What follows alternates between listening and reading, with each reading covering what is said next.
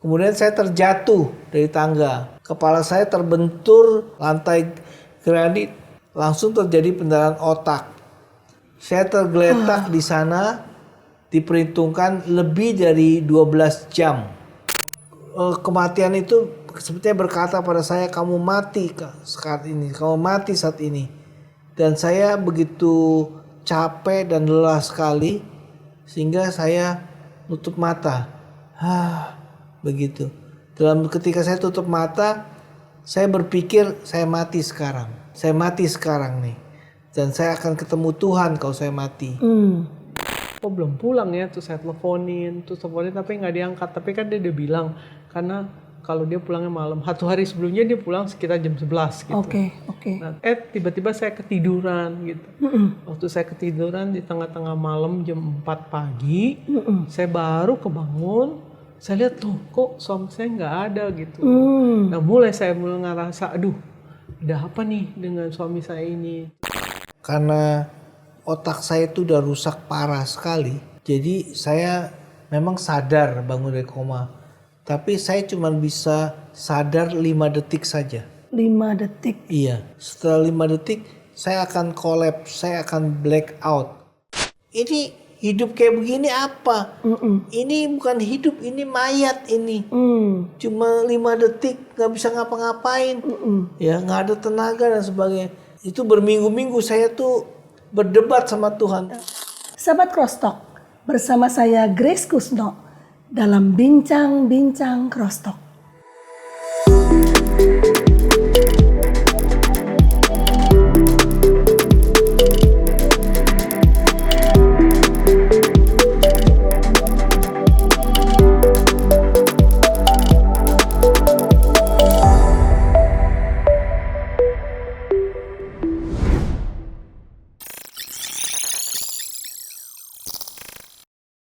Pada saat ini, saya kedatangan 2 orang narasumber yang kisah hidupnya sungguh luar biasa. Sekalipun mereka sudah mengabdikan diri luar biasa, begitu banyak yang mereka lakukan buat pekerjaan Tuhan, buat jiwa-jiwa. Namun, mereka menghadapi tantangan yang sungguh luar biasa. Mari kita sambut bersama.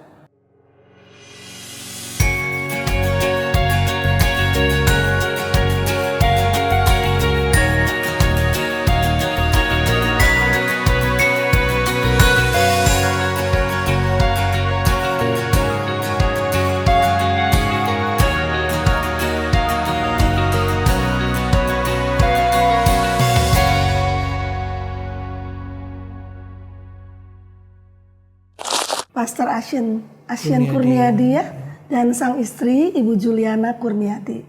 Selamat datang Bapak Ibu di tempat ini. Terima kasih ya untuk kedatangannya di tengah-tengah waktu yang sangat mepet ya. Jadi Kak Asien dan Ibu Juliana ini berdomisili sebenarnya di Aachen, sahabat Crosstalk, di Jerman. Jadi bukanlah tinggal di Indonesia, tapi menyisipkan waktunya untuk bersama-sama dengan kita saat ini. Oke, mungkin Pak Asien bisa cerita dulu bagaimana bisa sampai pelayanan di Jerman ya. Bagaimana bisa menjadi hamba Tuhan di Jerman. Iya. Jadi saya lahir di Jakarta, Indonesia. Terus sampai SMA. Nah waktu SMA itu teman-teman di SMA itu semuanya pada mulai membicarakan dan merencanakan nanti sudah SMA kita mau pergi studi ke luar negeri. Jadi mereka sudah pada rame gitu. Jadi ya saya terbawa juga. Jadi habis selesai SMA, selesai sekolah, kita pergi ke kedutaan, cari-cari informasi. Kedutaan Australia, kedutaan Amerika, kedutaan Kanada, cari informasi studi di sana itu bagaimana. Nah, saya ikut-ikutan cari informasi. Setelah cari informasi saya jadi tahu, oh ternyata di sana sangat mahal biayanya. Saya sadar kemampuan orang tua saya tidak bisa membiayai saya. Jadi akhirnya saya tahu diri, saya stop. tidak mau studi ke luar negeri. Tapi keinginan itu karena teman-teman masih ada tersimpan di hati saya. Sampai kemudian ada teman papa saya bertamu dan saya bicara sama beliau. Dia tanya saya, kamu selesai SMA mau kemana? Saya cuma senyum-senyum aja. Ya, kamu mau studi apa? Saya mau studi teknik karena saya suka teknik. Oh, kamu mau kemana? Saya juga masih belum tahu, saya bilang. Karena saya tahu kalau mau ke luar negeri, keluarga saya tidak mampu membiayai. Lalu bapak itu bercerita, dia punya anak studi di Jerman. Dan dia bilang di Jerman aja, studinya itu bagus, teknik bagus. Dan juga studi di Jerman nggak usah bayar. Iya ya. Iya, nggak usah. Dari dulu ternyata ya, kasihan ya. Iya, denger bagus nggak bayar, saya langsung wow. Oh ya, sejak itu saya mulai cari informasi studi di Jerman dan akhirnya saya tertarik. Dan kemudian saya mendaftarkan diri, akhirnya saya berangkat. Sesudah saya ambil ijazah, kira-kira 1 bulanan saya langsung berangkat ke Jerman dan mulai studi di Jerman di sana. Oke, berarti itu kalau nggak salah 40 tahun yang lalu ya? Iya, tahun berapa itu? 86 saya berangkat ke Jerman. Iya. Dan di sana itu sebelum masuk ke universitas kami mesti ikuti yang namanya 1 tahun penyesuaian. Karena di Indonesia SD, SMP, SMA cuma 12 tahun, tapi kalau di Jerman itu 13 tahun. Oh, okay. Jadi 1 tahun itu penyamaan, kami belajar bahasa dan juga belajar beberapa bidang-bidang gitu. Oke. Nah, Kak Asyan udah 40 tahun di sana, tapi menjadi full timer, menjadi panggilan sebagai seorang hamba Tuhannya sejak kapan? Jadi ceritanya saya pergi ke Jerman itu dengan motivasi, wah saya mau bebas jauh dari orang tua, terus saya juga mau ya menikmati hidup lah hura-hura. Namun rencana Tuhan itu luar biasa. Justru di Jerman itulah saya mengalami pertemuan dengan Tuhan lebih dalam lagi. Begitu. Iya, saya mengalami kepenuhan Roh Kudus di Jerman. Dan kemudian saya dijamah hatinya dan juga saya merasakan panggilan Tuhan. Tuhan memanggil saya untuk menjadi pelayannya sepenuh waktu, menjadi pendeta. Dan singkat ceritanya, saya berkata ya pada Tuhan, dan saya kemudian menjadi pelayan Tuhan sepenuh waktu. Nah, di sana sudah ada persekutuan orang-orang Indonesia, orang Kristen Indonesia, karena kami semua di negeri rantau, jadi kami kompak lah, dan juga sama orang Kristen kami berdoa bersama, Bible study sama-sama, dan di situ saya mulai melayani mereka, dan dari persekutuan itu menjadi cikal bakal jadi gereja yang sekarang jadi gereja internasional, Bu. Oh gitu. Iya, ada lebih dari 30 bangsa-bangsa di gereja kami. Jadi didirikan gereja secara resmi di sana ya? Iya, betul, Bu. Oke, namanya apa, Kak Asyan? Nama gerejanya itu dalam bahasa Inggrisnya Lighthouse. Bahasa Indonesia itu mercusuar. Mercusuar ya, gereja mercusuar ya. Lighthouse. Oke. Nah, itu jadi full timer lah ya? Iya, Kak Asyan, saya ya? full time di sana. Sejak berapa tahun tiba di Jerman? Kemudian memutuskan mau jadi full timer? Saya tiba di Jerman itu bulan Juni tahun 86 dan saya kemudian studi sampai tahun 90. Selesai itu? Iya, selesai. Dan Februari 90 saya berkata ya untuk menjadi hamba Tuhan full time. Padahal udah capek-capek kuliah ya. Iya. Bisa pindah haluan. Iya, Berarti itu panggilan Tuhan kuat sekali ya. Iya, betul, Bu. Oke. Berarti kalau dari tahun 90 sampai sekarang Februari. 36 tahun. Kamu ditabiskan tahun 96 ya? Oh 96. ditabiskan. Tapi kan berkata ianya. Berkata ianya itu Tahun dari 90. 90-an. Oh iya kalau 96 berarti 30 tahun. Nah sudah 30 tahun melayani Tuhan. Saya dengar jemaatnya dari berbagai bangsa. Iya, iya betul Bu. Pengorbanannya Kak Asien luar biasa ya. Tidak mudah kan menggembalakan gereja di Jerman? Iya, apalagi dengan banyak bangsa-bangsa dan kultur. Jadi kita pun harus bisa menyesuaikan diri Betul. supaya tidak ada orang bangsa yang merasa saya dianaktirikan dan sebagainya. Nah setelah sekian lama 30 tahun Kak Asien pernah membayangkan nggak termasuk Kak Juliana sebagai istri Iya. udah hidup sungguh-sungguh melayani Tuhan, melayani jiwa-jiwa dari yang dewasa sampai ke anak-anak kecil tuh kan banyaknya jemaat anak kecilnya sekolah minggu. Betul. Kok bisa mengalami tantangan yang begitu berat? Pernah merasa nggak bahwa akan terjadi hal seperti itu beratnya buat kehidupan Kak Asien dan Kak Juliana? Saya sendiri tidak pernah berpikir, tidak pernah menyangka. Malah sesudah kejadian tersebut kami merasa tertuduh. Emang kami salah apa sampai kami mengalami ini? Tapi itu sudah, ya kita sudah dapat jawaban dari Tuhan lah. Oke. Dan kita malah bersyukur kami mengalami proses dan kejadian ini. Itu membentuk saya menjadi lebih baik lagi. Amin. Saya mendapat pelajaran Amin. dan buah-buah dari peristiwa itu. Ya mungkin kita bisa lanjut kepada peristiwa itu ya. Iya, iya. Sebenarnya apa gitu tantangan yang mungkin Kak Juliana juga nggak pernah merasa akan ada kejadian gitu ya.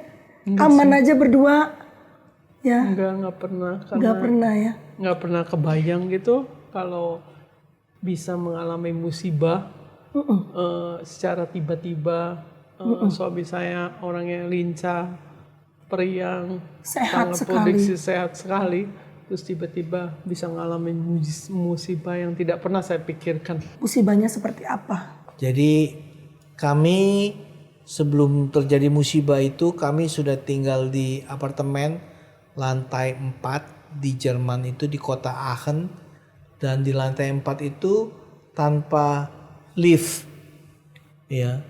Dan itu cukup tinggi sekali. Terus terutama kalau kami habis belanja, bawa barang belanjaan, naik lantai 4 itu cukup melelahkan ya, capek sekali, berat. Lalu saya dan istri kita berpikir kita ini kan hidup makin lama makin tua ya. Makin lama makin lemah. Jadi sekarang aja udah berat apalagi nanti kalau sudah tua. Jadi kami memutuskan gimana kalau kita lebih baik pindah rumah. Cari rumah yang lebih lantainya lebih rendah. Mungkin lantai dasar atau lantai pertama aja. Oke, kami setuju tanpa ada tekanan time pressure. Kita mulai cari rumah, cari apartemen. Akhirnya singkat ceritanya kami menemukan satu apartemen. Tapi apartemen itu agak di pinggiran dari kota Aachen. Tapi letaknya cukup baik dan juga transportasi dan juga jalurnya juga cukup baik. Dan rumahnya juga plong, hijau, bagus gitu, lantai 1 doang, nggak tinggi. Nggak tinggi. Singkat ceritanya kami setuju, kami seneng, semua sudah ACC, kami sudah tanda tangan, kami dapat kunci, ya, dapat rumah itu, dapat apartemen itu, dan rencana kami akan pindah di bulan Juni tahun 2025 itu, tahun lalu ya. Jadi dengan apartemen yang baru itu, saya ke sana untuk merapi-rapikan, memberes-beresin sedikit, restorasi. Nah, kejadiannya itu tanggal 15 Mei. Tanggal 15 Mei saya naik tangga ya untuk membereskan rumah yang apartemen baru itu. Kemudian saya terjatuh dari tangga. Kepala saya terbentur di lantai granit, langsung terjadi pendarahan otak. Saya tergeletak di sana, diperhitungkan lebih dari 12 jam. Lebih dari 12 jam, Iya. Kak Juliana sedang tidak bersama. Tidak. Iya. Oh, nggak bingung kenapa ke ASEAN 12 jam nggak pulang-pulang Kak Juliana? Pertama sih karena kan pagi-pagi sebelum dia berangkat, dia udah bilang ke saya, oh kamu nanti nggak usah tunggu saya, karena saya tuh pulangnya malam, Banyak kesibukan. banyak kesibukan, jadi saya itu Nggak usah tunggu. nggak usah ditungguin gitu. Terus saya kan kerja, habis itu ada pelayanan, baru kira-kira setengah 11 malam saya telepon dia gitu loh, sudah selesai. Oh belum pulang ya, terus saya teleponin tapi nggak diangkat. Tapi kan dia udah bilang karena kalau dia pulangnya malam, 1 hari sebelumnya dia pulang sekitar jam 11 gitu. Oke. Nah terus jadi saya pikir, oh ya udah, tiba-tiba saya ketiduran gitu. Waktu saya ketiduran di tengah-tengah malam jam 4 pagi, saya baru kebangun, saya lihat tuh kok suami saya nggak ada gitu. Nah mulai ngerasa, aduh ada apa nih dengan suami saya ini. Terus makanya saya mulai cari dia gitu. Dari hasil analisa, karena dia tuh ada janji jam 5 sore, jam 6 sore, tanggal 15 ya. Nggak muncul. Nah suami saya tuh nggak pernah, kalau jam 7 sore juga ada, jam 7 malam juga ada janji, dan dia tuh nggak muncul dengan Nggak kasih kabar. sama sekali. Dan dari situ kami bisa menyimpulkan bahwa dia tuh lebih dari 12 jam, karena saya sampai di rumah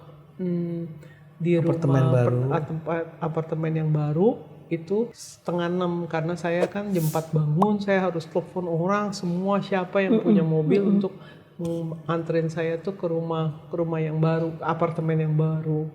Dan baru jam setengah 6 pagi tanggal 16 Mei saya tuh temukan suami saya di lantai sudah tergeletak di kamar mandi gitu ya. Oh itu di kamar mandi jatuhnya Kak ASEAN? Jatuhnya sih kalau menurut saya sih nggak di kamar mandi, karena ini tapi tidak ada seorang pun yang tahu. Cuman hasil analisa, karena saya lihat ada tangga, terus sampingnya ada bercak darah. Ada tangga di ruang tamu, ada bercak darah.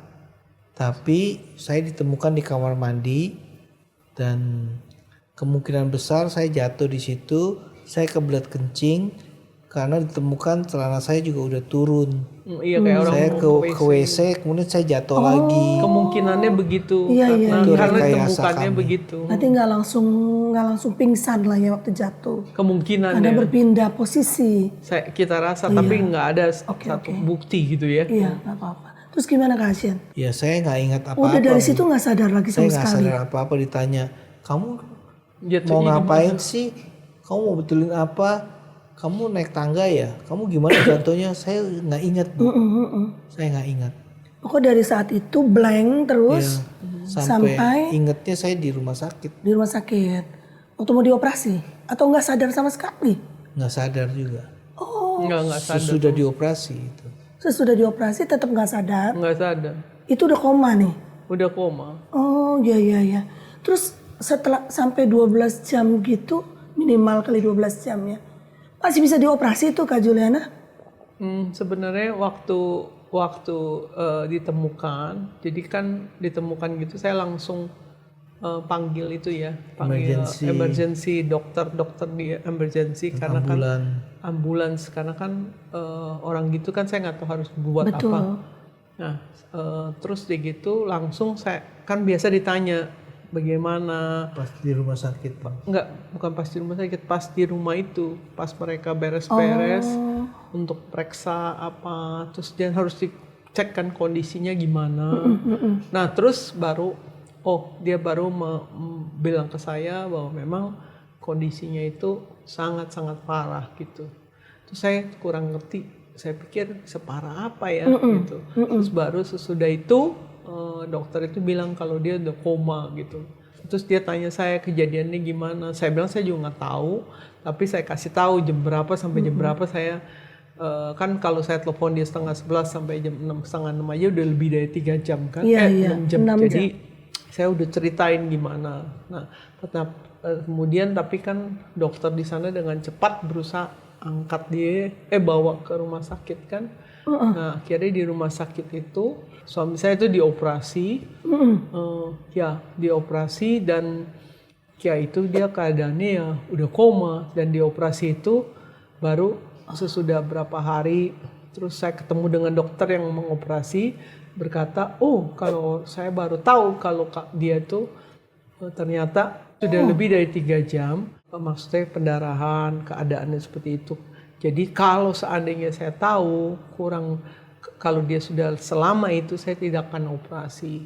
Oh gitu ya? Iya, jadi saya juga melihat itu bagaimana mujizat Tuhan bekerja ya. Betul. Kalau suami saya tuh sebenarnya Tuhan ingin supaya dia tetap hidup, karena sebenarnya kalau dia nggak dioperasi ya berarti suami saya akan meninggal, karena pendarahannya kan makin luas, parah, paling luas, dan lama-lama kan hancur. Karena ketika dioperasi suami saya kan batok kepalanya diangkat dan itunya prosesnya seperti itu. Jadi darah yang itunya dikeluarkan. Iya, gitu dikeluarkan.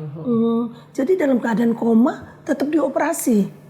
Iya harus. Dan juga sebenarnya sebelum diangkat ke rumah sakit, suami saya langsung dibolongin ininya juga supaya napas.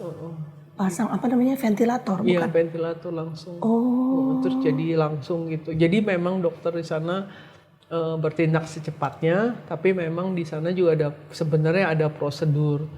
Tapi ya itu kan karya Tuhan ya. Iya Kalau dia betul. tuh tetap Kok bisa kayak ditutup matanya ya Kak Juliana? Ya jadi itu juga mujizat Tuhan juga. Mujizat banget. Walaupun sudah ditanya data-data dan udah dikasih tahu ceritanya gimana, tapi dokternya bisa nggak Sangat tidak biasa ya. mengoperasi saya, dan setelah operasi baru sadar, loh ternyata dia lebih dari 3 jam. Karena menurut protokol dan prosedur kedokteran, kalau orang pendarahan otak lebih dari 3 jam, maka itu sudah tidak ada pengharapan lagi. Nah, sudah tidak bisa ditolong lagi. Begitu. Iya. Dan itu kejadiannya di Jerman, bayangkan ya. Iya. Tahun lalu loh kasihan, bukan 40 tahun lalu. Maksudnya orang Jerman itu kan kita tahu secara medis teliti dan bagus banget kan. Sangat teliti. Bisa ditutup mata aja gitu. Iya. Kata Tuhan harus operasi, kasihan. Seperti begitu. Luar biasa, itu aja sebuah mujizat ya. Betul. Tapi setelah itu habis dioperasi langsung aman atau gimana? Enggak sih, jadi sesudah operasi dokter memanggil saya. Dia bilang kalau keadaan suami kamu tuh sangat kritis gitu ya. Jadi sesudah operasi benar-benar tuh dia harus ditunggu gitu. Dokter berkata, saya nggak tahu kapan dia bangun. Dokter sudah melakukan yang terbaik apa yang dia bisa kerjakan. Karena itu kami tahu bahwa keadaannya sangat kritis. Terus kemudian kami sama-sama berdoa di gereja, karena kan tahu kalau keadaan ini sangat kritis gitu. Oh, jadi langsung menggerakkan jemaat di gereja untuk mendoakan ya? Iya, karena benar-benar di situ kan kita itu nggak pernah menyangka kan, karena tiba-tiba pendeta kami gitu kok sakitnya terus bukan sakit biasa gitu, tapi benar-benar sakit harus berjuang antara mati dan hidup.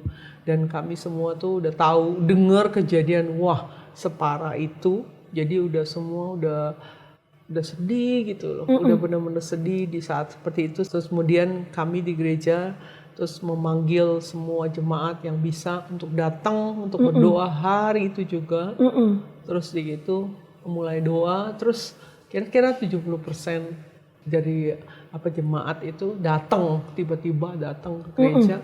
Terus berdoa malam itu juga. Waktu keadaan doa itu, waduh benar-benar kalau masih ingat gitu kayaknya benar-benar sedih gitu ya, karena benar-benar suasananya itu mencekam, karena kita semua tidak pernah menduga kalau pastor kita tuh bisa tiba-tiba kejadian separah ini gitu.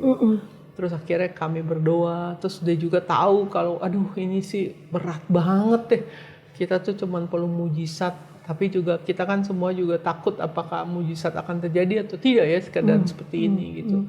Tapi di saat seperti itu ya kita semua datang, terus kemudian kita tuh berdoa, terus nyanyikan satu lagu yang saya tuh nggak pernah lupa gitu, yaitu lagu Same God ya, jadi dari Elevation Worship. Itu menyatakan bahwa Tuhan itu Allah yang sama dulu, sekarang, dan sampai selama-lamanya. Dia tuh Allah yang membelah Laut Merah gitu, dan dia juga Allah yang menolong Daud untuk mengalahkan Goliat. terus dan yang lain-lain, dan dia bekerja sampai sekarang gitu. Terus di situ kita bersama-sama jemaat nyanyikan lagu itu, terus di gitu kita berkata, Oh God, my God, I need you. Jadi kita nyanyi lagu itu benar-benar kita tuh, kita berseru, Tuhan, I need you, kami perlu Engkau Tuhan. Terus di saat seperti itu tiba-tiba gitu ya, kayak ada kuasa Tuhan yang saya nggak bisa kebayang. Itu hadirat Allah penuh. Itu kayaknya kita semua nangis, tapi nangisnya tuh kayak tiba-tiba ada satu iman kita dibangkitkan untuk melihat kepada Allah yang besar, Allah yang sama dulu, sekarang, dan sampai selama-lamanya bisa juga bekerja walaupun keadaannya itu sangat-sangat tidak memungkinkan, sepertinya kritis gitu, tidak mendukung. Iya gitu. Tapi kalau di saat itu, nah itu yang benar-benar yang kita alami gitu ya. Ya contohnya salah satu awalnya seperti itu. Iya, oke. Jadi Bu Kris, sudah saya dioperasi oleh dokter itu, otak dan kepala saya di-scan kembali, sudah itu. Dan hasil dari scan-nya itu, dokter berkata pada istri saya bahwa hasilnya ini lebih parah dari apa yang kami temukan pertama kali. Apa yang kami duga pertama kali ini lebih parah. Jadi para dokter berbicara pada istri saya, jadi kemungkinan yang pertama dia tidak akan bangun dari koma. Artinya titik, mati. Kemudian yang kedua, kalaupun dia bangun, dia akan berubah menjadi pribadi yang berbeda. Maksudnya? Ya, jadi orang lain gitu. Nggak ingat dirinya? Nggak ingat dan sebagainya. Dan dia akan lupa kamu sebagai istrinya, begitu. Atau kemungkinan yang lainnya dia akan cacat, vegetatif. Ya, vegetatif. Dia akan cacat seumur hidupnya. Jadi ini kemungkinannya. Kalau kami akan teruskan treatment ini. Dan para dokter bertanya pada istri saya, jadi bagaimana keputusan kamu? Apakah kami akan lanjut untuk merawat atau bagaimana? Nah, istri saya menjawab, dokter, saya tahu napas itu dari Tuhan. Saya mau suami saya itu hidup. Jadi lanjutkan saja treatmentnya. Tapi kamu yakin? Ya. Dan juga kamu yakin itu keputusan kamu itu juga sesuai dengan keputusan suami kamu. Karena banyak sekali orang barat, kalau dia tahu hidupnya itu tidak berguna lagi, sudah cacat, lebih baik saya tidak mau jadi beban, lebih baik saya mati aja. Memilih untuk mati. Iya. Jadi dokter tanya begitu, apakah suami kamu juga setuju kalau ini dilanjutkan perawatannya dengan kemungkinan yang begitu berat? Terus akhirnya istri saya menjawab, dokter, lakukan apa yang dokter bisa lakukan secara medis, dan saya sebagai orang Kristen, saya akan berdoa. Karena saya percaya Tuhan itu yang maha kuasa dan yang memegang kehidupan. Dan dokternya baru diem dan melanjutkan perawatan kepada saya. Iya. Nah ini nanti kita dengar ya, kalau sampai ternyata keasian kondisinya baik, dokter itu bagaimana ya? Bisa mungkin mereka tercengang ya. Ya. Seperti itu kira-kira Kak Juliana akhirnya gimana? Dari koma berapa lama akhirnya Kak Asian bisa bangun? Sebenarnya itu proses ya. Jadi kalau di komanya, yang namanya koma itu, jadi antara 12 sampai 14 hari, dan jadi reaksinya itu pelan-pelan. Oke. Karena yang pertama dia Lumpuh. Jadi kangannya kiri, yang sebelah kiri seluruhnya nggak bisa gerak sih memang. Terus kan kena sebelah kanan, dia kan kenanya sebelah kanan, otak sebelah kanan. Jadi pertama tuh kaku, kayak orang diangkat tangannya jatuh, jadi benar seperti itu. Terus kayak gitu pelan-pelan dia mulai bangun gitu, dan di hari ke-12 gitu dia mulai bisa tulis nama saya gitu. Dia bisa menulis Jadi mulai. itu mematahkan prediksi dokter yang mengatakan saya bisa lupa dia. Ternyata begitu saya gerak-gerakan tangan, dikasih kertas, saya tulis nama istri saya yang pertama-tama. Untuk bukan nama orang lain, nggak sih? Iya, jadi itu mengalahkan apa yang dikatakan dokter. Betul. Iya. Dan itu terjadi di hari ke-12. Iya, 12 atau 13 gitu. Bilangnya kan koma nggak akan bangun. Iya. Pertama, ini bangunnya cepet banget. Iya. Kalau kita suka dengar orang kesaksian koma, bertahun-tahun loh kasihan. Wow. Iya, ada. Bener kan? Itu dokter juga bilang sama saya, nggak tahu kapan gitu ya. Tapi di situ saya melihat pentingnya buat saya ya, karena pentingnya kita itu mencari Tuhan sih. Seperti tadi saya ceritakan kalau kita berdoa secara jemaat, terus ada hadirat Tuhan yang menguatkan kita. Di situ ketika kami bersama-sama berdoa, itu Tuhan bicara gitu, bicara banyak dari kami itu dapat vision, dapat penglihatan, dapat kayak impression. Jadi tentang bahwa pastor kita itu belum waktunya, tapi ada greater glory yang akan kita lihat. Contohnya dari tentang Lazarus, tentang yang mati dibangkitkan. Terus banyak yang dapat firman dari Lazarus. Terus dapat banyak sekali penglihatan dan juga ya pokoknya firman-firman Tuhan yang menyatakan bahwa Tuhan itu belum selesai dengan suami saya, dengan pastor kita, dan dia akan hidup. Jadi lewat firman banyak, jadi secara jemaat gitu ya. Jadi kita bersama-sama. Tapi ketika saya pulang ke rumah, saya menghadapinya kan sendiri. Jadi dia mati di kamar sendiri kan. Nah, di situ baru tuh saya melihat pentingnya bawa segala sesuatu tuh di hadapan Tuhan. Karena di saat seperti itu kan saya mulai gitu masuk kamar saya, baru saya ngerasa ya, wah, suami saya tuh yang tadi pagi kita kemarin masih ketawa-ketawa gitu ya. Terus pagi masih say hi, terus tiba-tiba saya ingat kata-kata dokter waktu siang gitu, dia bilang, saya nggak tahu kapan dia bangun dari koma. Terus saya keinget gitu kalau itu kritis gitu. Jadi saya juga ngebayangin, aduh kapan ya suami saya balik lagi gitu loh. Agak sedikit imannya agak sedikit diuji di situ ya. Iya, terus juga kan saya ngelihat, saya cium baunya dia, saya ngerasa bener-bener saya tuh tiba-tiba kehilangan sekali gitu. Saya nggak tahu, kalau dia biasa kan sering juga pelayanan kemana gitu, ke luar negeri atau keluar kota. Tapi saya tahu dia pasti pulang. Tapi malam itu saya punya satu ketidakpastian, kapan dia balik, apakah dia akan balik gitu. Nah di saat seperti itu saya tuh berdoa sama Tuhan. Saya sedih banget, saya nggak tahu, kami tuh udah nikah tahun ini 30 tahun ya. Jadi dia tuh seperti belahan jiwa saya gitu. Jadi saya merasa kehilangan banget. Di situ saya berdoa sama Tuhan. Terus saya berdoa, Tuhan tolong kasih saya bicara sesuatu kepada saya, apa yang harus saya lakukan di saat-saat seperti ini gitu. Nah terus saya berdoa, Tuhan, saya bilang di saat saya berdoa itu saya berdoa, Tuhan saya tahu kamu tuh Allah yang luar biasa, pencipta langit dan bumi. Engkau mati dan bangkit dari kematian. Tapi saya tahu hidup itu ada di tanganmu. Saya nggak tahu, pengen juga doa. Apakah saya harus doa supaya saya merelakan suami saya meninggal, atau saya tuh harus berdoa supaya suami saya sembuh gitu ya. Tiba-tiba saya mempertanyakan hal itu gitu. Di saat seperti itu saya nangis gitu, karena saya sepertinya aduh Tuhan, kalau Tuhan ambil saya kuat nggak ya gitu ya. Saya kayaknya seperti lagi berjuang gitu loh. Tapi di situ saya belajar untuk menyerahkan gitu. Saya bilang, Tuhan yang punya hidup itu kamu. Terus kalau kamu ngambil suami saya juga percaya, saya tidak akan menyangkal kamu gitu ya. Tapi saya tahu kamu juga bisa sembuhin dia gitu. Dan di saat saya tuh menyerahkan semua gitu, saya bilang, saya juga ngebayangin kalau suami saya meninggal, saya gimana ya, apa saya bisa ngadepin semuanya.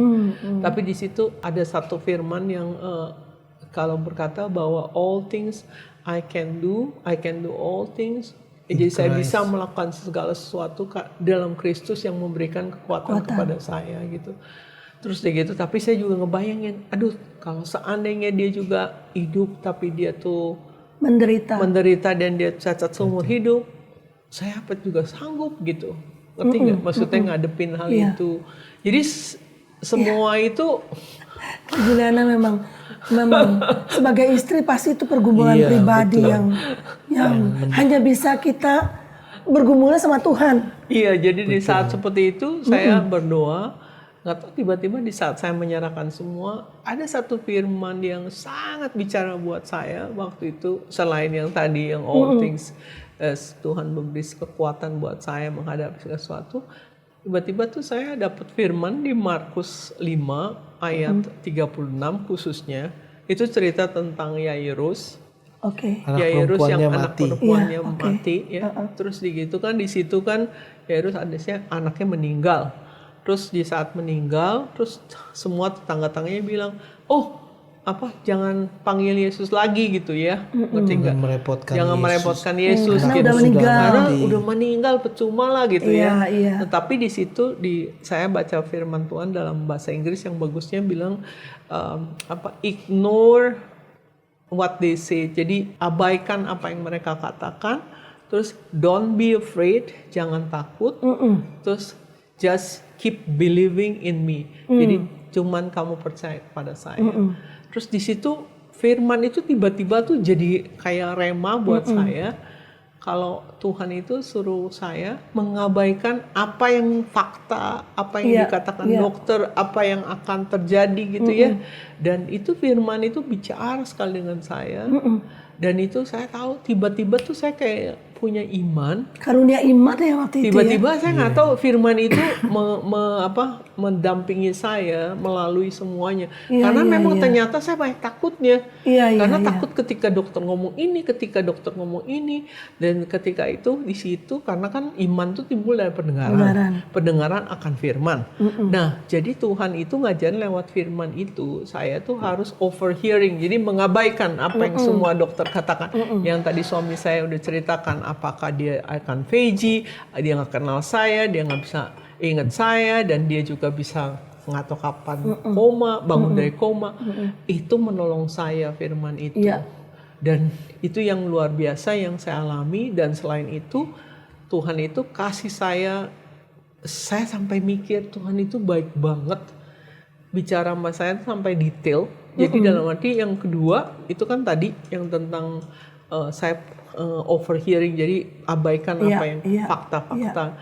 Dan yang kedua itu langsung lewat firman itu dikatakan bahwa untuk usir semua orang-orang yang nggak percaya kan saat itu. Jadi kan di firman itu banyak orang yang tertawa ketika Yesus berkata, anak Yairus itu tertidur. Dan mati tapi dia tidur. Terus dia bilang kan orang-orang di sana tertawa gitu, tertidur. Terus akhirnya Yesus bertindak, dia usir semua orang-orang yang itu tidak yang percaya. tertawa, yang tidak percaya. Terus Yesus cuma bawa murid-murid dan Yairus dan istrinya. Dan saya percaya kalau mujizat itu terjadi di atmosfer iman ya. Dan ketika itu jadi saya belajar juga, Tuhan ngajarin saya lewat firman itu bahwa saya harus membangun hidup saya, komunitas di dalam yang support sistem iman, di mana saya harus berdoa sama orang-orang yang beriman, yang percaya, dan berdoa bersama saya dan support saya. Dan yang juga menjauhi orang-orang yang nggak percaya. Begitu. Iya, karena kan di saat itu kan saya banyak takut. Nah kalau orang semua kasih tahu informasi negatif, yang takut, saya tambah takut kan. Ternyata banyak orang juga yang nggak percaya, atau para dokter itu kan mungkin bukan dalam Tuhan ya. Betul. Mereka hanya melihat kenyataan sakit dan akibatnya apa gitu kan. Termasuk mereka pasti kan. Tapi apakah ada juga sekeliling Kak Asian dan Kak Juliana yang juga nggak percaya mujizat, udahlah relain aja lah kayak gitu-gitu? Pasti ada. Karena pasti ada. Karena kan maksudnya sih sebenarnya nggak buruk. Karena kan memang betul bisa aja Tuhan itu angkat. Maksudnya bisa aja Tuhan itu nggak sembuhkan. Bisa aja maksudnya meninggal. Ada juga ya. Betul. Maksud saya tuh, tapi karena saya tuh dapat firmannya begitu, jadi saya tahu kalau Tuhan ingin supaya membangun iman. Betul. Jadi tapi kalau di saat orang takut, kalau dengar banyak ketakutan negatif kan makin takut. Jadi makanya saya tuh bukan cuma sama orang-orang yang maksudnya banyak ketakutan doang, khawatir gitu ya yang saya hindari. Tapi saya juga kayak saya tuh nggak dengar kayak kayak baca-baca yang negatif-negatif. Ya, saya nggak gitu. Dan juga kata dokter itu sebenarnya kan itu nggak salah, karena kata dokter itu kan semua fakta. Ya. Fakta-fakta itu memang nggak bisa dihindari.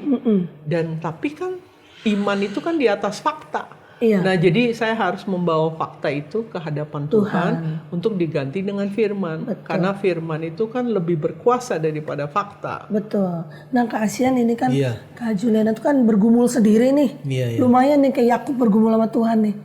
Gitu kan, untuk mendapat jawaban Tuhan gitu. Nah, Kak Asian waktu lagi koma, itu rasanya apa? Apa dapat penglihatan surga? Apa dibawa ke surga? Ada kejadian gitu nggak, Kak Asian? Iya. Jadi waktu saya koma itu, sesudahnya itu, saya teringat apa yang terjadi di koma itu ya. Jadi saya sempat terbangun ya Bu, terbangun di kamar itu. Saya nengok kiri kanan, saya lihat banyak kabel dan selang-selang. Dan saya merasakan suasana kematian itu begitu kuat. Saya tidak bisa gambarkan dengan kata-kata manusia, tapi itu suasana dan hadirat kematian itu begitu kuat. Mungkin itu roh maut kali ya, begitu kuat. Sepertinya berbicara kepada saya, kamu mati saat ini, kamu mati, kamu mati. Dan itu suasananya begitu mencekam, tapi saya nggak takut Bu, karena kita orang percaya punya Tuhan, nggak takut mati. Tapi itu kematian itu sepertinya berkata pada saya, kamu mati saat ini, kamu mati saat ini. Dan saya begitu capek dan lelah sekali sehingga saya tutup mata. Begitu. Ketika saya tutup mata, saya berpikir saya mati sekarang. Saya mati sekarang nih. Dan saya akan ketemu Tuhan kalau saya mati. Saya nggak tahu berapa lama saya tutup mata dan terlelap. Ketika saya bangun, saya nggak melihat surga. Ketika saya bangun, saya nggak melihat tahta Allah, nggak lihat malaikat. Saya melihat, oh masih ada kabel-kabel dan juga diranjang. Oh saya nggak mati nih, saya nggak mati. Saya masih dirawat. Akhirnya saya lanjutkan istirahat saya sampai kemudian istri saya membesuk saya. Saya mulai tanya-tanya, saya ini kenapa ya? Saya ini ada apa dengan saya? Istri saya mulai cerita, saya itu jatuh, kena accident dan sebagainya. Jadi saya itu nggak tahu apa-apa tentang kejadian itu. Tapi waktu saya koma itu saya sempat sadar dengan roh kematian itu menyeret-nyeret saya. Begitu. Tapi puji Tuhan, Tuhan berdaulat. Betul. Dan sepertinya Tuhan berkata tidak, dia belum selesai. Iya betul. Begitu. Betul. Oke, jadi ternyata ya istri juga mungkin menggumulkan saat itu. Tuhan mendengar juga doanya ya kasihan. Kayak ada peperangan di alam yang tidak kita lihat. Iya, oke. Terus jadi setelah sadar, yang ternyata hanya beberapa hari udah mulai sedikit sadar gitu kan. Kalau orang koma tuh begitu dia bergerak semua udah sukacita banget. Artinya udah sadar. Udah mulai ya. Proses pembaruannya mungkin berjalan. Tapi kapan bangunnya itu pada waktu dia bergerak. Jadi sebenarnya cepat sekali loh Kak Asian. Iya cepet sih. Jadi waktu saya itu jatuh dan koma, saya itu dibawa ke rumah sakit, ditaruh di kamar namanya super intensif. Oke. Nah ini kebaikan Tuhan juga ya Bu Kris. Jadi sebelum kejadian itu kami kedatangan suster-suster Filipina. Oke. Para wanita yang bekerja sebagai suster dari Filipina berjemaat tempat kami. Oh. Dan ternyata mereka bekerja di tempat di mana saya ditaruh. Di ruang ICU itu. Super ICU intensif itu. Care unit. Di mana itu super ICU lah dibilang. Malah disebut kamar angker Bu. Itu udah terkenal di antara para staf hospital dan juga suster-suster dijuluki kamar angker. Karena orang-orang yang masuk sana orang yang kasusnya berat tinggal tunggu matinya aja. Oke. Nah saya masuk ke sana Bu. Karena itu super ICU kamar angker, jadi prosedurnya juga ketat. Terbatas. Sehingga istri saya juga kalau datang ke sana Terbatas. juga terbatas.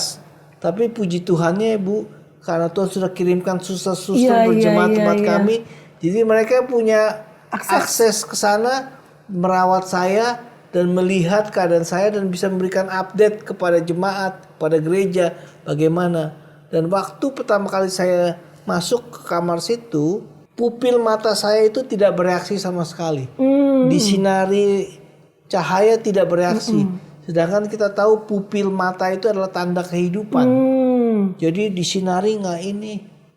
Terus mereka suster-suster Filipina itu karena mereka juga baru bertobat, diajari bagaimana berdoa, ucapkan firman, speak life gitu ya, urapi, dan mereka lakukan itu. Dan mereka setia sekali, setiap hari mereka doakan terus. Saya sebut mereka sekarang itu the Philippine Angel. Ketika pupil mata saya mulai bereaksi sedikit, mereka suka cita banget, terus mereka tulis Iya, iya, update. iya.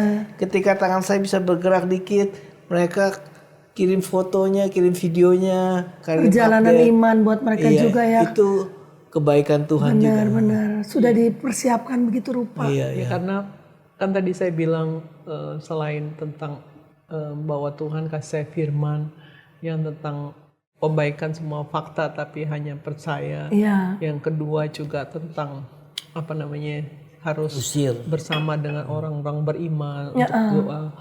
Terus gitu, yang ketiga itu Tuhan ngajarin saya dapat firman yang sangat jelas, yaitu Yehezkiel 37, yaitu tentang tulang-tulang kering, di mana di situ Yehezkiel diajar untuk mengucapkan napas kehidupan, ucapkan firman supaya tulang-tulang kering itu bisa menjadi satu, terus dan gitu hidup kembali gitu ya. Nah itu waktu itu tuh jadi inspirasi yang buat doa gitu, gimana cara berdoa. Dan itu yaitu kami tuh di gereja mulai mempraktekkan tentang mengucapkan firman seperti Yehezkiel 37 itu. Ucapkan kehidupan, karena otaknya dia itu kan udah disconnected ya. Iya, iya, Jadi rusak sebenarnya lah ya. kalau rusak itu kan sel-sel otak itu nggak bisa regenerasi lagi gitu. Secara kedokteran. Secara kedokteran. Tapi itu kita doakan, kita ini. Makanya kita senang banget kalau dengar tadi suster ya. Karena dari hari pertama, hari kedua gitu, dimana Progresnya. progres start pelan naik dikit, terus tangannya kasih terus Juliana. terus Juliana hari ke-12, terus sampai sedikit demi sedikit.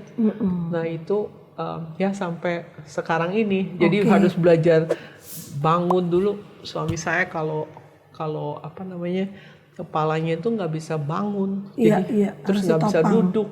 Terus kalau duduk mesti dipegangin semua orang, berapa orang gitu ya. Kalau Dan nggak itu jeblak. Jadi itu proses, dan kami lihat bagaimana firman itu berkuasa. Firman itu menjadikan apa yang tidak ada menjadi ada ya. Terus bahwa Allah itu benar-benar menggenapi firman-Nya. Tapi ketika kita berdoa itu ada kuasa. Dan kita melihat karena kami ini didoakan bukan cuma jemaat kami, tapi juga gereja-gereja di kota kami juga, karena Gereja-gereja bule. Karena Kak Asian sering bangun hubungan sama mereka ya. iya, karena sering ada setiap minggu hari Jumat itu berdoa para pendeta biasanya gitu ya, ketemu jadi teman. Jadi ketika tahu bahwa pasien jatuh gitu, terus mereka ikut berdoa di gereja, dan juga seluruh orang-orang yang mengenal kami segereja-gereja dan network di seluruh dunia Luar ya. biasa ya. Nah sesudah itu Kak Asian harus menjalani terapi ya. Terapi atau apa namanya rehabilitasi. Iya, iya. Iya, terapi juga ya. Itu bagaimana prosesnya tuh? Jadi Kasihan. begini ya Bu, saya mau gambarkan bagaimana parahnya situasi saya. Jadi bukan cuman koma bangun terus mulai Langsung pulih aktif, gitu ya. pulih. Enggak. Enggak. Jadi begitu saya dari koma begitu bangun, karena otak saya itu udah rusak parah sekali. Jadi saya memang sadar bangun dari koma. Tapi saya cuma bisa sadar 5 detik saja. 5 detik. Iya, 1, 2, 3, 4, 5. Setelah 5 detik saya akan collapse, saya akan black out, saya akan pingsan. Begitu. Maksudnya melek, hitung 5 detik terus tidur lagi. Blackout lagi. Black out. Bukannya lagi mau berdiri? Bukan. Bukan. Jadi kalau saya lagi berdiri, saya akan jatuh. Kalau saya lagi beraktivitas, semuanya akan berantakan. Makanya paling baik adalah posisi tiduran. Jadi kalau black out tiduran, Ya aman. saya masih aman lah begitu. Oh.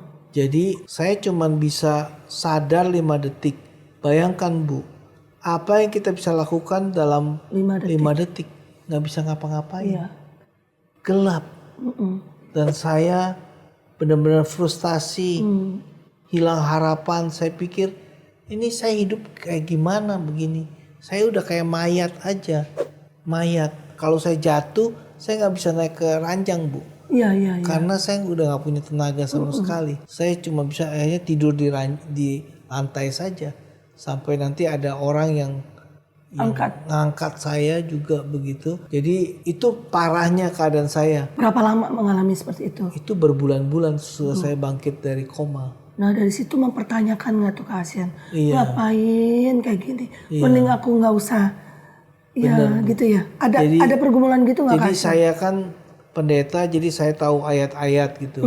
Muncul ayat-ayat misalnya segala sesuatu turut bekerja mendatangkan kebaikan. Roma 8:28 atau Yeremia 29 ayat 11. Aku tahu rancangan yang ada padaku tentang kamu, rancangan kebaikan yang penuh pengharapan di masa depanmu. Saya protes. Apa yang baik ini? Apa rancangan yang bagus? Ini hidup kayak begini apa? Ini bukan hidup, ini mayat ini. Cuma 5 detik nggak bisa ngapa-ngapain. Ya nggak ada tenaga dan sebagainya.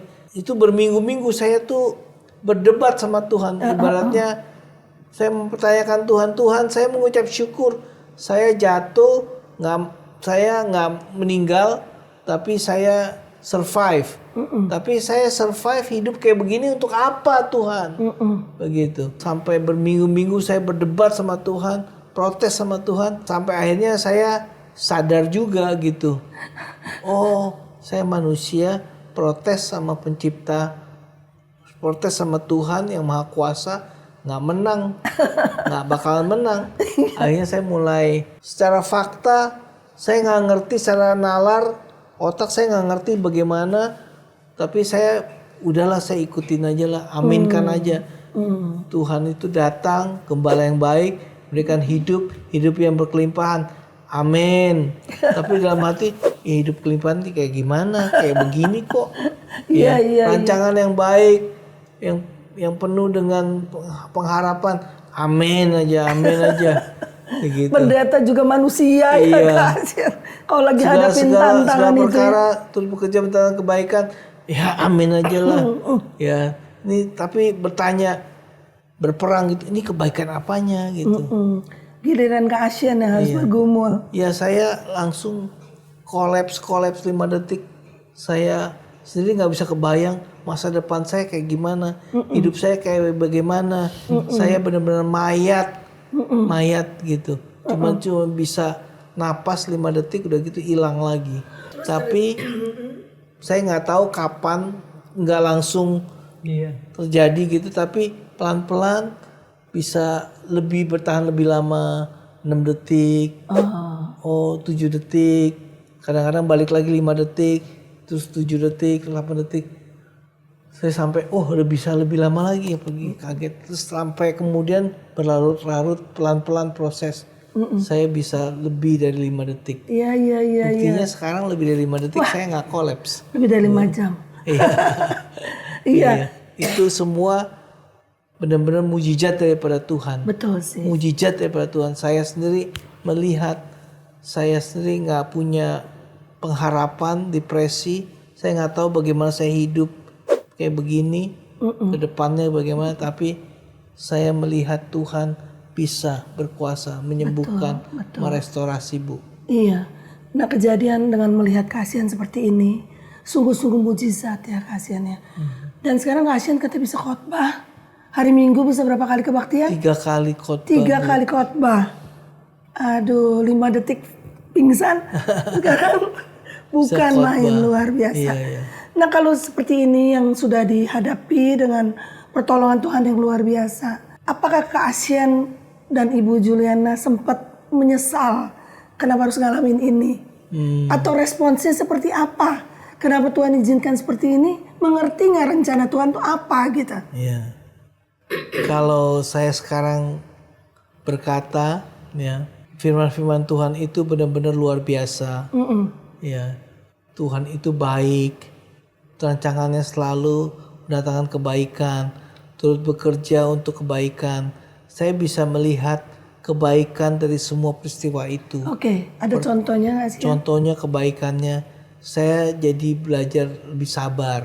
Oke, Ya, jadi kalau kita sudah jatuh gitu, untuk jalan bergerak aja udah kayak siput gitu, nggak ada tenaga gitu. Jadi belajar lebih sabar. Kita tahu sabar itu adalah elemen penting dari kasih kan. Kasih itu murah hati, kasih itu sabar. Saya sabar, saya lebih punya empati kepada orang-orang, terutama orang-orang yang menderita, yang depresi. Dan saya belajar mengasihi seperti Tuhan Yesus mengasihi. Ya, dan saya mengklaim, saya lihat kejadian saya itu kayak sekolah Alkitab, pembentukan Tuhan buat saya. Saya bersyukur sama Tuhan sih. iya, iya. Saya belajar banyak dari situ. Jadi sudah tahu mendatang kebaikannya seperti Iya, apa ya. amin. Kalau Kak Juliana waktu itu kan kalau nggak salah punya teman-teman yang ya banyak lah ya mungkin orang di Eropa yang Nggak percaya. tidak percaya. Bahkan gereja-gereja katanya sekarang sudah dijual gedung gereja gitu ya. Karena sedikit orang yang beribadah. Tapi Kak Juliana mengalami bahwa teman-teman, sahabat-sahabat, sesama mungkin dosen atau apa, bisa melihat kejadian keasian. Mungkin bisa ceritakan. Iya, jadi karena saya bekerja di salah satu research institute, jadi ya semua kan orang-orang yang akademis, jadi orang-orang yang otaknya logika gitu ya. Iya. Nah, tapi lewat kejadian ini karena kan saya harus ke Bonn, suami saya kan bukan di Aachen rumah sakitnya, rehabilitasinya. Pertama doang 2 minggu di Aachen, tapi habis itu mesti ke Bonn kan. Jadi kira-kira 6 bulan. Nah, itu jadi saya kerja di Aachen dan puji Tuhan profesor saya mengizinkan saya kerja home office, itu juga satu kemurahan ya. Tapi jadinya kan saya sering nggak ada. Nah, karena saya sering nggak ada, kalau saya datang, saya kasih update dan mereka selalu tanya kenapa, dan akhirnya saya cerita, dan semua proses-proses yang saya alami dari depan sampai akhir itu banyak teman-teman saya, rekan sekerja saya itu dengar gitu ya, dengar gimana. Terus ya salah satunya juga ada yang berkata, Juliana, saya benar-benar melihat bahwa tadinya yang nggak percaya ada mujizat dan mengakui kalau ya memang ini mujizat Tuhan. Saya tidak bisa menyangkal. Ya, itu jadi banyak sekali yang perkara-perkara itu terjadi gitu. Yang saya lihat lewat semuanya ini, saya jadi punya banyak kesempatan untuk menceritakan tentang mujizat Tuhan, betul. tentang karya Tuhan gitu ya. Jadi bahwa Allah itu memang Allah yang hidup dan Allah yang berkuasa. Dan itu buat saya secara pribadi juga, saya lewat kejadian ini ngelihat kasih setia Tuhan dalam hidup saya. Dan saya belajar, ya memang nggak tahu ya, ada satu ketergantungan yang makin besar dalam hidup saya. Karena kan lewat kejadian ini saya merasa bahwa tidak ada orang yang dekat sedekat Tuhan. Karena kita harus saya harus menghadapi segala sesuatu tuh, memang ada teman, ada saudara seiman, ada gereja, tapi ada momen-momen yang kita bisa sendiri. Dan tapi di situ saya ngerasa banget gitu, Tuhan itu yang sumber segala sesuatu. Di situ saya belajar gimana Tuhan itu yang Allah yang dekat gitu ya. Allah yang setiap kali apa yang saya perlukan, saya alami, itu Tuhan selalu tunjukkan bahwa dia Immanuel gitu. Betul, Dan betul. dia selalu ada jalannya. Dan saya sebenarnya ngelihat lewat semua ini, saya mendapat satu kehormatan saya. Begitu. Iya, saya merasa melihat Iya. kehormatan karena saya melihat mujizat itu terjadi setiap hari buat saya. Betul. Jadi saya melihat suami saya dari koma, gimana dokter mengoperasi dia, itu juga gimana gimana setiap gerakan sampai saat ini. Saya setiap hari melihat, saya bersyukur kalau setiap hari saya doa, saya selalu nangis karena saya melihat gimana Tuhan tuh setiap hari itu ada mujizat. Jadi saya sepertinya nggak ngelihat mujizat itu, jadi not see the miracles, but watch the miracle gitu. Jadi kan satu proses kesembuhan yang bukan terjadi Instan. instan. Tapi saya lihat dari hari ke hari, saya lihat Tuhan jawab. Betul. Saya bisa menghitung kebaikan Tuhan setiap hari. Dan itu membangun iman saya. Iman yang bukan instan ya, tapi iman yang dimana saya lihat itu sangat mengubah hidup saya dan hati saya gitu. Jadi saya tuh orangnya lebih tenang. Dan jadi kayaknya ya percayalah pasti Tuhan bisa gitu. Maksudnya jadi saya nggak tahu apa yang terjadi, tapi saya ngelihat itulah pertumbuhan iman saya. Dan saya jadi kalau sekarang berdoa buat orang, ya, saya juga lebih kayaknya yakin gitu. Karena saya sudah banyak melihat mujizat. Iya. Dan saya yakin bahwa Allah itu tidak pernah tidak menjawab. Dan mungkin jawabannya tidak sama dengan saya. Betul. Tapi dia pasti menjawab dan dia setia. Dan apa yang dia lakukan itu pasti yang terbaik. Dengan satu keyakinan bahwa Allah saya itu, dia sudah mati buat saya, dia sudah bangkit dari kematian. Jadi dia itu mati, pasti dia nggak mungkin mencelakakan saya. Iya. Jadi segala sesuatu yang terjadi dalam hidup saya pikir Tuhan nggak pernah ingin mencelakakan saya. Jadi ketika saya juga punya pikiran, saya tuh apakah saya itu memang, kami berdua memang terkutuk, atau kami buat punya dosa, saya sempat berpikir. Evaluasi diri dulu Iya, ya. kayaknya Kasian ya. sepertinya ya. Terus waktu saya berdoa gitu, Tuhan jawab saya, ya itu bahwa aku Bapak yang baik gitu ya. Dan Tuhan lihat hati saya, dan Tuhan itu kalau dosa dia akan tunjukkan, karena kan kita setiap hari kalau memang sama Tuhan kan nggak mungkin Tuhan nggak nunjukin dosa kan. Nah tapi di saat itu Tuhan berkata kalau iblis mereka yang salah jahat, tetapi aku untuk yang baik. Iya, untuk yang baik gitu. Dan di situ saya percaya gitu. Jadi kalau Tuhan sudah memberikan hidupnya buat saya, buat dunia ini, kenapa dia ingin buat anak-anaknya, kenapa dia ingin mencelakakan saya? Jadi kalau dia itu mengizinkan sesuatu, pasti dia tahu saya sanggup menanggungnya gitu. Itu firman-firman itu yang menolong saya untuk percaya. Iya. Jadi bicara tentang buah dari peristiwa ini, ya, selain kepada saya dan kepada istri saya, kami dibentuk Tuhan, kami mengalami pengalaman pribadi bersama Tuhan, mengenal Tuhan lebih dekat lagi. Tadi juga Juliana juga cerita, dia juga mementor salah satu student yang melakukan PhD, dia mentor karena peristiwa saya ini. Itu kan semua udah pada tahu apa yang terjadi. Nah, studennya ini bertanya kepada Juliana, apa yang bisa saya bantu? Terus Juliana cuma bilang, ada satu yang bisa kamu bantu, yaitu kamu bantu dalam doa.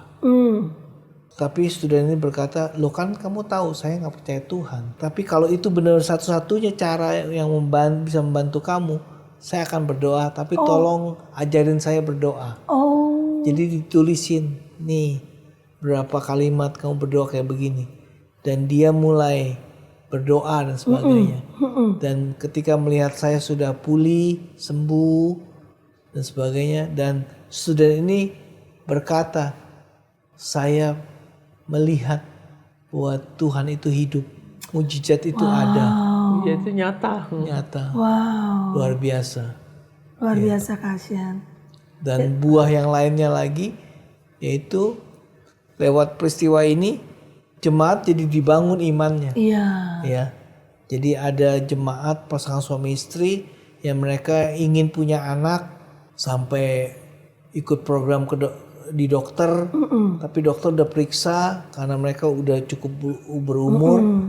Dokter bilang berdasarkan kesehatan dan umur berkata untuk presentasi mendapatkan anak itu cuman 2-3% atau 4% saja ya.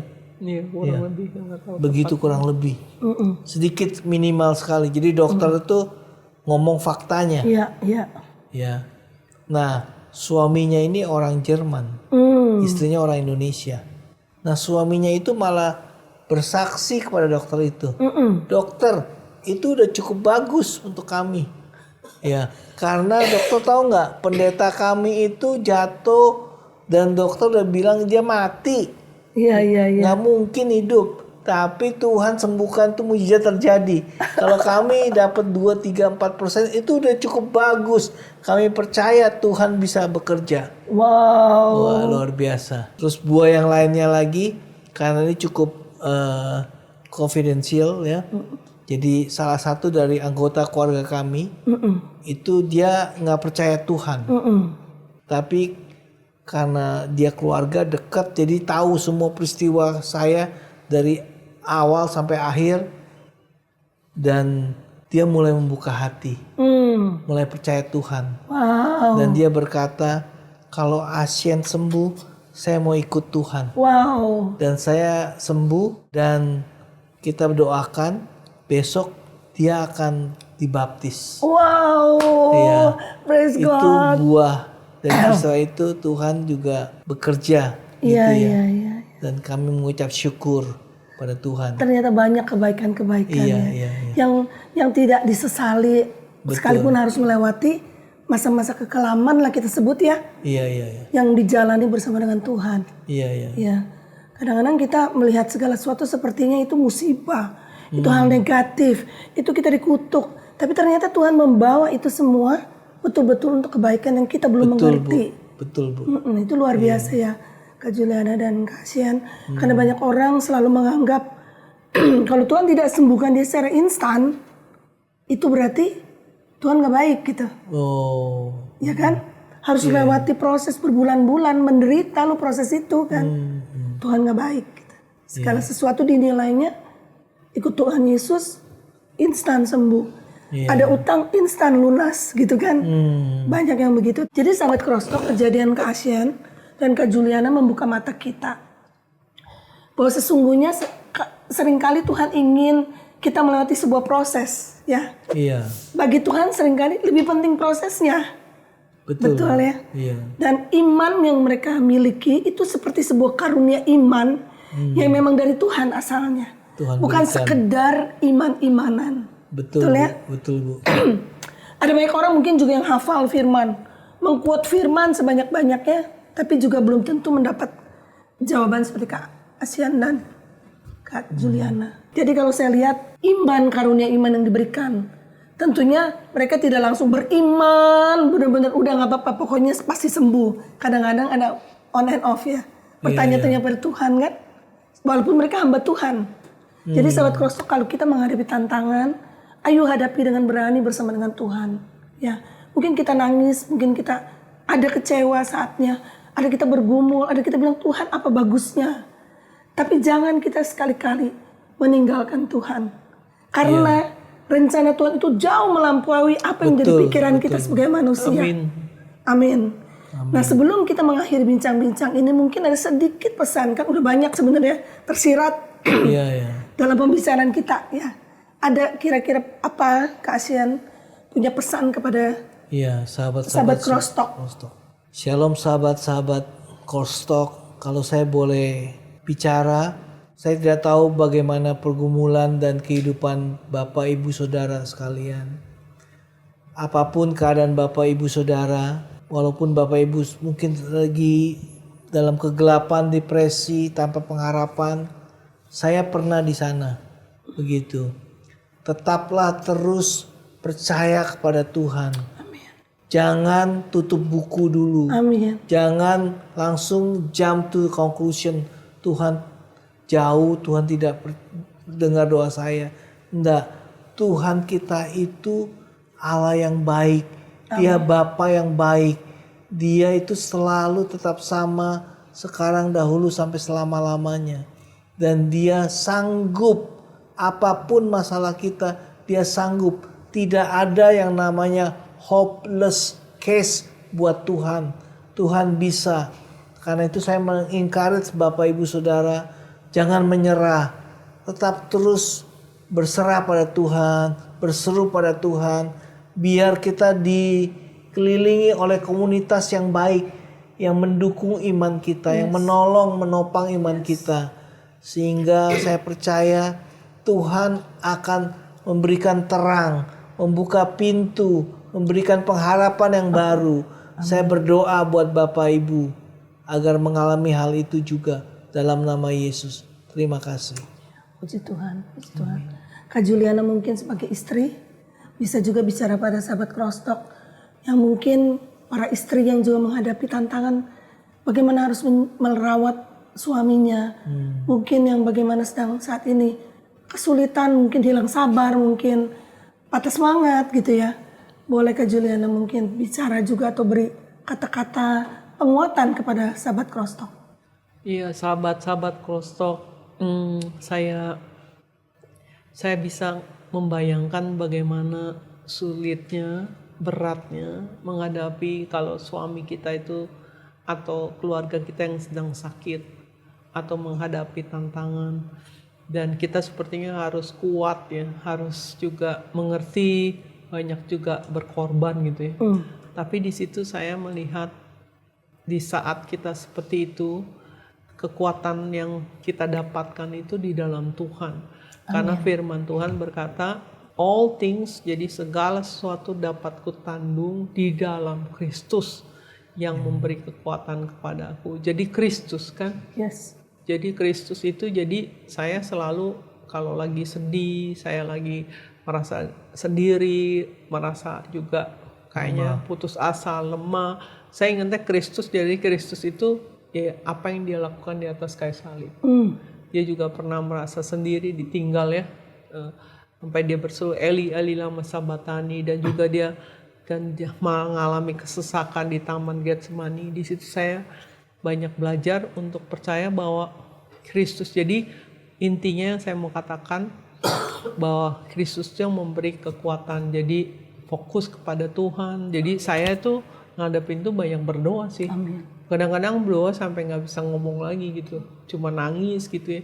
Cuman di saat saya berdoa, saya diam, terus di situ ada kekuatan Allah yang saya nggak bisa ucapkan, tapi saya ngerasa itu kekuatan yang luar biasa.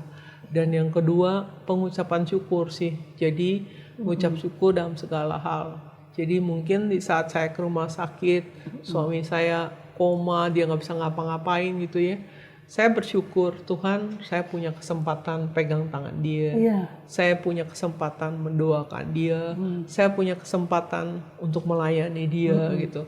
Jadi saya menjadikan itu segala sesuatu itu pengucapan syukur.